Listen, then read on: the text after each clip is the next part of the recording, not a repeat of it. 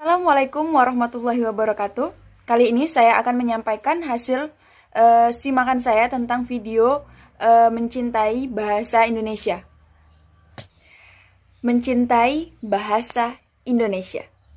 Kebanyakan orang Indonesia lebih lancar atau lebih mudah menulis menggunakan ragam bahasa informal atau non-formal dibanding menulis menggunakan ragam bahasa formal.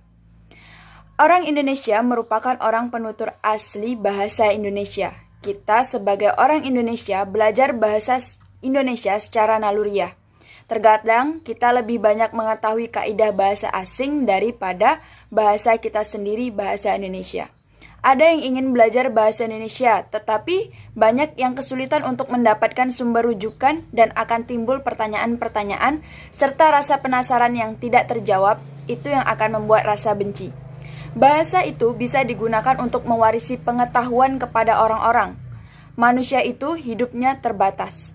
Bila kita tidak mampu untuk menyampaikan apa yang kita ketahui dan apa yang kita inginkan dengan baik kepada orang lain, maka orang lain tidak akan paham apa yang kita sampaikan.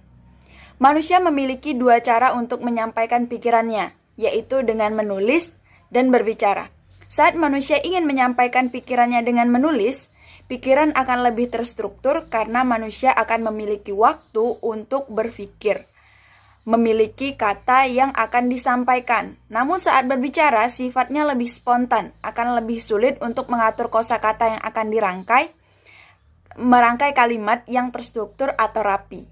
Satu hal yang berbeda antara menulis dan berbicara yaitu saat menulis akan sulit untuk menyalurkan semangat, sedangkan saat berbicara, semangat bisa ditularkan dengan bagus.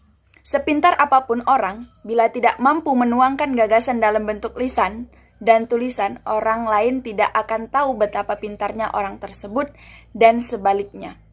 Keterampilan berbahasa itu sangat penting untuk menyebarkan pengetahuan. Indonesia memiliki 718 bahasa daerah, itu catatan resmi dari Badan Bahasa. Badan Bahasa adalah lembaga yang ditunjuk oleh pemerintah untuk menyelenggarakan pengembangan dan pembinaan bahasa Indonesia. Indonesia yang memiliki 718 bahasa daerah membuat Indonesia menjadi negara di posisi kedua yang memiliki bahasa terbanyak.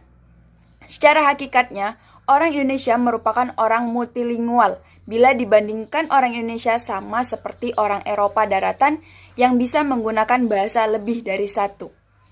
Keterampilan untuk bisa memilih kata yang digunakan itu menunjukkan bagaimana bisa berpikir secara tertib. Pentingnya bahasa yaitu bagaimana melatih otak untuk selalu cermat dalam berkomunikasi. Pada hakikatnya, orang Indonesia adalah orang yang multilingual yang memiliki kemampuan berpikir dari berbagai sudut pandang. Kita harus bisa mengatur bahasa yang digunakan sesuai dengan konteks dan peduli terhadap kualitas bahasa. Bahasa memiliki fungsi yaitu yang pertama sebagai alat ekspresi untuk bisa menyampaikan rasa kita kepada orang lain, kemudian yang kedua sebagai alat komunikasi digunakan untuk menyampaikan pesan kepada orang lain, yang ketiga sebagai alat sosial digunakan untuk mendekatkan diri dengan lingkungan sekitar. Saat dengan orang Jawa, bahasa Jawa bisa menggunakan bahasa Jawa dan lain-lain. Itulah bahasa yang digunakan sesuai dengan konteksnya. Bahasa tadi, ansosial, kita bisa menggunakan bahasa untuk menjadi dekat dengan lingkungan. Bahasa itu digunakan sesuai konteks, tetapi orang terkadang terlalu malas untuk menyesuaikan bahasa saat berbicara. Hanya ingin menggunakan satu bahasa dan dipukul sama. Seharusnya tidak begitu. Keterampilan berbahasa itu ada 4, yaitu yang pertama, menyimak, yang kedua berbicara, yang ketiga membaca, yang keempat menulis. Semua keterampilan sangat berkaitan atau mendukung. Bila kita tidak bisa menguasai keterampilan di atas, maka kita akan mengalami kesalahan saat menerima informasi atau berita-berita hoaks.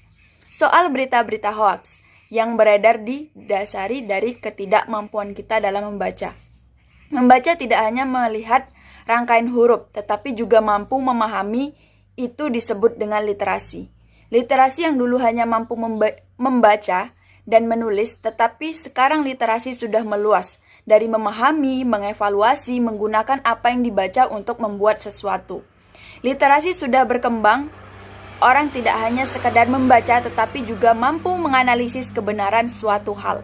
Seseorang kepintarannya tidak akan berarti kalau dia tidak mampu mengungkapkan dengan bentuk lisan maupun dalam bentuk tulisan. Kuasai bahasa, maka kuasai dunia. Terima kasih, sekian pernyataan dari saya. Bila ada kesalahan dalam mengungkapkan, saya mohon maaf. Wassalamualaikum warahmatullahi wabarakatuh.